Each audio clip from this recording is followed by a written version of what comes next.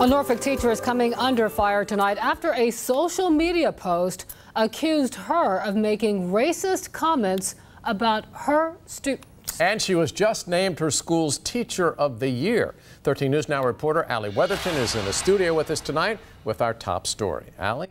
David, parents say they are upset, very upset, over the teacher's comments on social media. They say she needs to apologize to everyone. A post from a Norfolk teacher with hundreds of shares reading, quote, "Going on a field trip to the zoo tomorrow from 1 to 3 with my 60 middle school kids from the hood. Fair warning." Make me feel like she was referring to these children as animals. Parents are outraged. You're supposed to be a positive role model all the way around, even for your own children. We are not naming the teacher who wrote it because there are no charges against her. But after digging a little deeper, we found the woman's name on the Norfolk Public Schools website. In 2018, she was named the Teacher of the Year at Ruffner Academy. These children are being stereotyped because of the neighborhoods that they're being raised and where they're from. Norfolk Public Schools released a statement saying in part, quote, "The views expressed in this post are not reflective of NPS as we pride ourselves with being the cornerstone of a proudly diverse community. A full investigation has been launched into this situation. As this is a personnel matter, we are limited in making any further comment." Many parents say the teacher should be fired. When you're in that profession, it's just some things you don't do. The teacher who created the post since deleted it and her personal Facebook page. Allie Weatherton, 13 News Now. Virginia Beach police have released new video in hopes of catching a criminal. Take a look at your screen here. They say this is the man who exposed himself to a group of high school cheerleaders recently. We told you about this earlier this month. It happened at the Chimney Hill Shopping Center on Holland Road at the end of June. The cheerleaders from Green Run held a car wash to raise money. Their parents told 13 News Now the man pretended he was there to donate and exposed himself. If you know who this man is, call Virginia Beach Police. New information tonight in a crash we told you about last night on 13 News Now at 11. Police say it was a hit and run that left 3 people hurt on Holland Road near Diana Lee Drive yesterday afternoon. We're told Terrence Cooper was arrested for DUI, obstructing justice, and hit and run. Police tell us after the crash he took off running into alibis. That's where officers say they had to use pepper spray to get Cooper under control and into custody. We're told he was one of the 3 people who was taken to the hospital. Right now, a Newport News woman is facing charges accused of pulling a gun on a woman and her child at a baseball game. Police arrested Markia Brimby yesterday, nearly 3 months after this apparently took place at Anderson Park.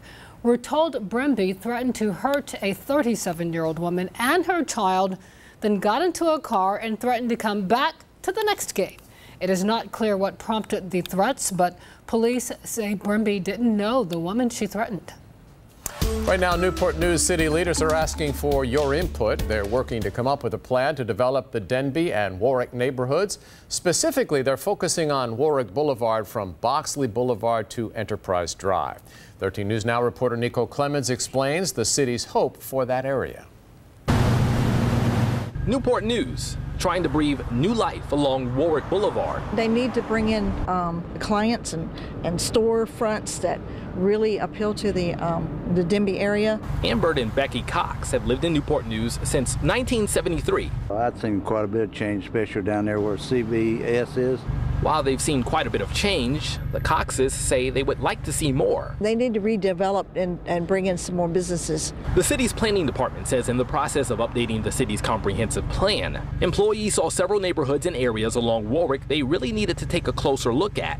They came up with the Denby-Warwick area plan, a plan to revitalize the Warwick Boulevard corridor from Boxley Boulevard to Enterprise Drive. And we have a lot of opportunity. The hope is to bring new business to the area and rebuild several neighborhoods. Assistant Director of Planning, Britta Ayers, says planning leaders are looking at ways to improve public spaces, like entrances to neighborhoods, and add to vacant land. We have some opportunities for infill development, possibly redevelopment, but more looking at what we can do with what's already there. The hope is City Council adopts the proposed comprehensive plan by August or September.